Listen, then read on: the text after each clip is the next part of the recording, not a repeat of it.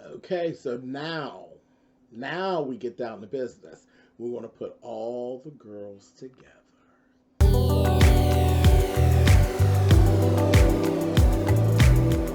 And I'm like, come on through, Cookie. I want to put my soapbox. That's basically it. Let's talk about drag and all its forms.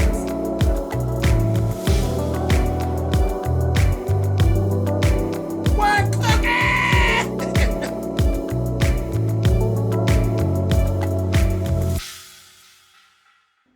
Hey guys, thanks so much for clicking on the video. This is my review for RuPaul's Drag Race. This is season 12, episode 3. Now we're going to get down to business. We're going to put all the girls together.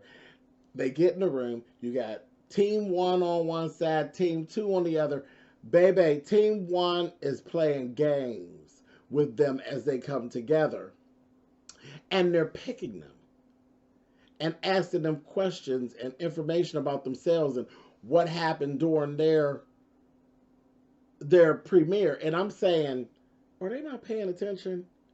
Because they weren't getting the chance to ask questions. Team 2 wasn't. Team 1 was just firing questions with them, and they're not picking up on it because they just got done. And they're like all hyped up still about the fact that what they just did. I said, oh, they're picking y'all. They are picking you all for information, trying to learn your weaknesses and stuff already, trying to work an angle. I said, oh, poor babies. But I was like, okay, well, whatever. So then we go on in. So the first mini challenge through all of them, we get the 2 winners from the 2 premieres. So we got Widow and we got Jada. Rue asks, who do you think is the most competition for you, and who do you find to be your least competition? So then Rue goes with the person who was stated as the least competition, and they actually said, okay, you won the mini challenge. So I said, oh, Rue. So being the least is what won the mini challenge. So we ended up with Aiden for Widow and Heidi for Jada. So that are the team captains going into the Maxi Challenge. So we got Aiden, Heidi, Jada, and Widow. They all are going to have teams. So they get to pick their people. Aiden picked Sherry and Britta. Heidi picked Jackie and Gigi. Jada picked Jan and Dahlia. Widow picked Nikki and Crystal, and then there was Rockham was left. She got to choose her own team because she was the last one, and she chose to go on with Jada. Now, dig this. The challenge is a whole improv situation. They did this whole uh, basic show. It was really based off of American Idol, but it was the world's worst. So it was like whoever was the worst. And they did this whole parody. Now, Britta started right off and she was painting Aiden and his team out to be the weakest link. Aiden, more specifically, she felt like Aiden was just the weakest person out of everybody because, as we found out, Aiden doesn't do many shows. Aiden lives away from a city where there's a lot of drag. So they kind of picking on Aiden and thinking that Aiden is a pushover. But I said, okay. And this challenge really is about improv.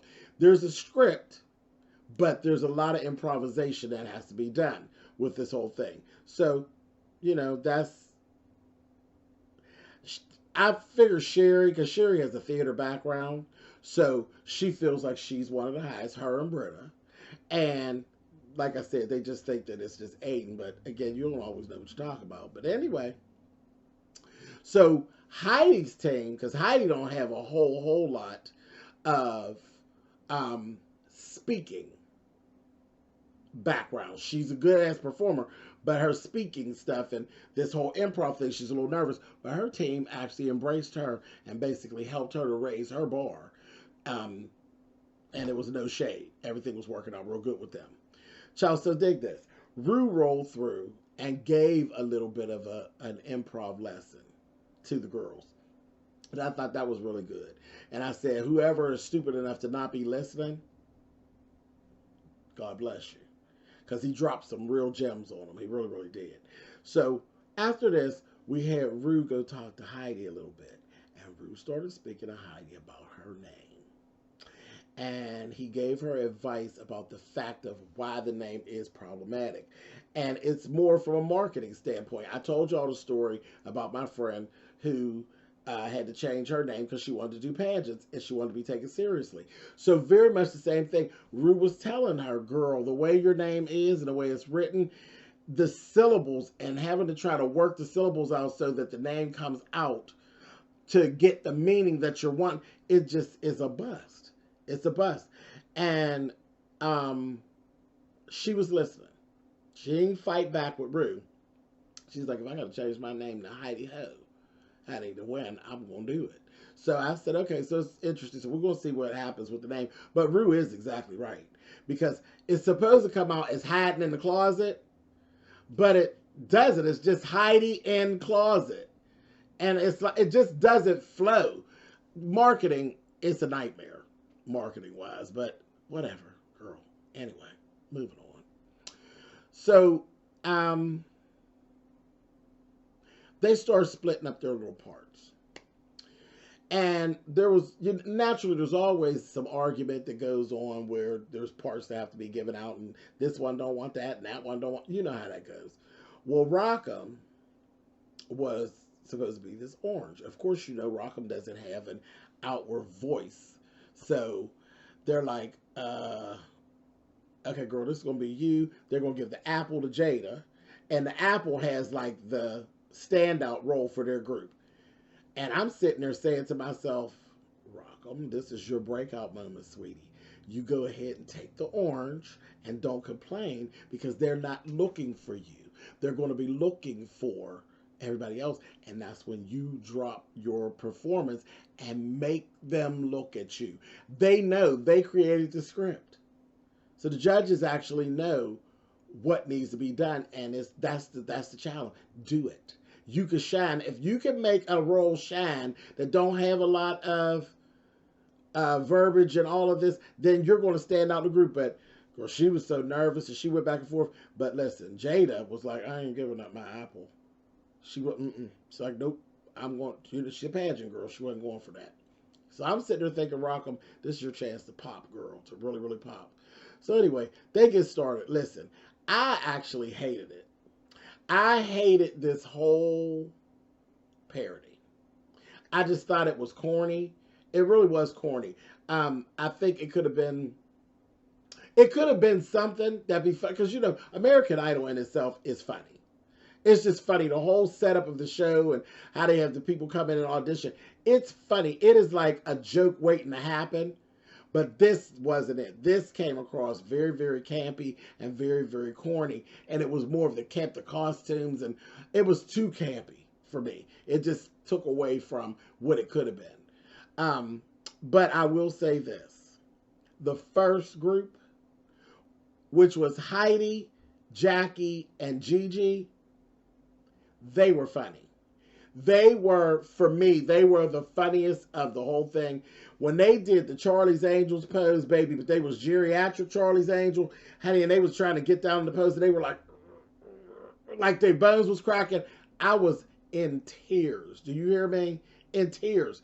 And then we had Ross, Charo, and they were the judges, and they had Ornacia. I said, Lord, this is going to be a mess. Child, listen. And then Gigi played the sister, one of the sisters, she died right during the damn audition. So she played this supposed dead person, this corpse, throughout the whole thing. They were excellent. The three of them, they played off each other well. It was so funny. Then when Heidi turned around there, baby, and her false teeth fell out, listen, I got my life off of them. Everything else in this skit, I could have done without. I just didn't care for it. I thought it was very, very corny. All of it. I think the girls did what they could with what they had. But all in all, corny as hell. I was like, ugh. Took me a while to get through it. I was like, Stop, start, stop, start. It just was, I didn't like it. But the Heidi, Jackie, and Gigi group, I got life off of them. They were funny. They were funny. Everything else I didn't like, but that was my thing. So we move on. Sherry and Britta were throwing Aiden under the bus. This was the day after they did the skit, and they were getting ready for the runway. They threw Aiden under the bus before they ever even got started. Before they ever got painted or anything, they were throwing Aiden under the bus. So they were saying Aiden was supposed to be leading the team, and they didn't feel like she let him. And I said, shady, shady, shady, shady. Then we start up. Baby, the whole runway was buttons and bows. Child, Rue came out. I said, come on, Rue. Came on out with a swimsuit and some thigh highs. I said, all right, Rue, you better do it. It was cute. It was cute. And then we get started. Now, I'm going to tell you, there was only them outfits. I didn't like them outfits. I liked two of the outfits. Two. Gigi was clean as hell. Gigi basically did, remember Gigi says she don't like rhinestones. So she's not all about being sparkly.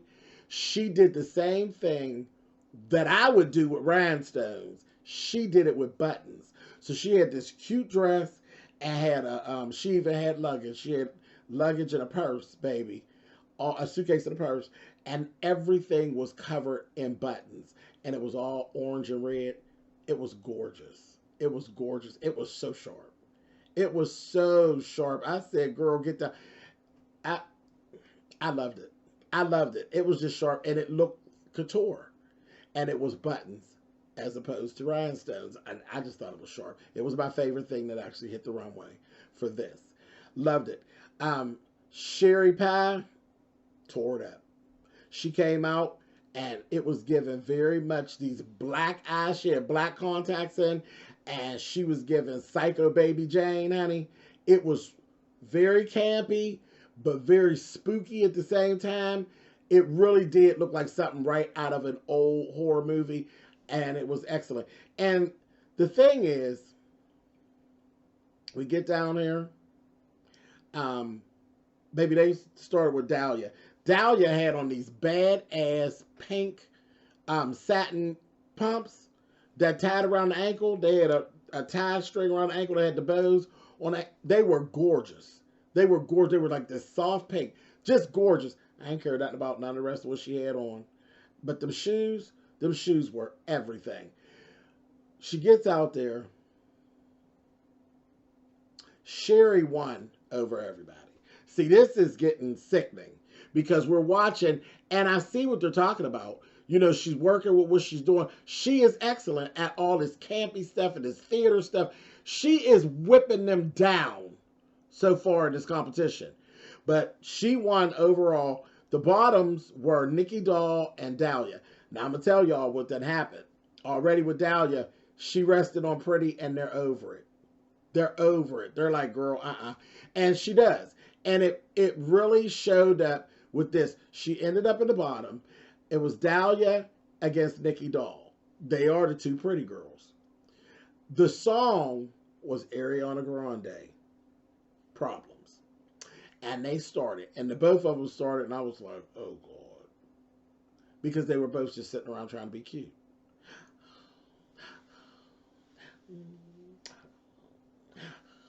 Yeah, okay. That's cute, but for a certain crowd. That's cute if you go to Chicago to the Baton Show Lounge and you do that half naked. It works. You know, it's cute in Atlanta. You know, if you were doing when they used to do Stars of the Century half naked, it's cute. But this is a competition. That shit don't work in no competition. That's show shit. That don't work in no competition. So you got two bitches standing up here, both trying to out cute each other. And you can't get all the way down naked and be raunchy or nothing like that and play stripper because this is television. So that ain't going to go over. So you're just stuck on rested on Pretty. And boom, your card is pulled. Your card is pulled. Dahlia didn't know the words. When it got to the rap, her lip sync was completely off. Nikki Doll was on the lip sync. She won.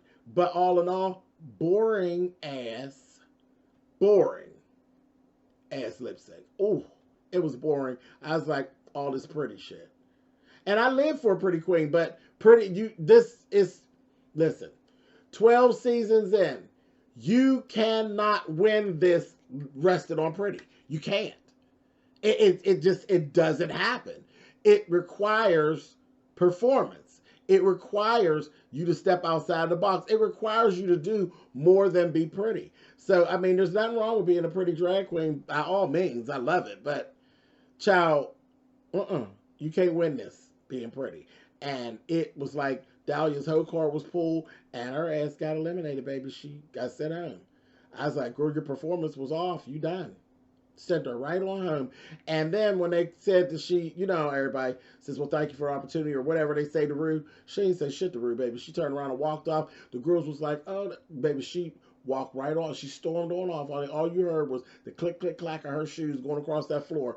I said, oh, no, she did. She's pulling her mic off. Honey, they following her. I was like, oh, child, Rue and Michelle looked at each other like, oh. I said, yeah, bitch, she let y'all have it.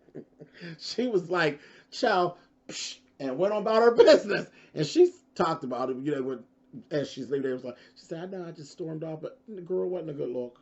It wasn't a good look at all. And she was mad. She was really mad. But she ain't anybody to be mad at, to be all honest. You're a beautiful queen, girl, but that don't work here. Anyway, on that, I'm out of here. I'll catch y'all next week, honey. I'm enjoying the girls, but there's a lot, honey. And it's sad that Sherry, I'm telling you now, we looking right at Sherry could have easily won this whole season. She could have won because she looked like she is etched and carved in RuPaul's Drag Race, child. But personal things then screwed her up, honey. Anyway, I'll catch y'all next week, honey. Later.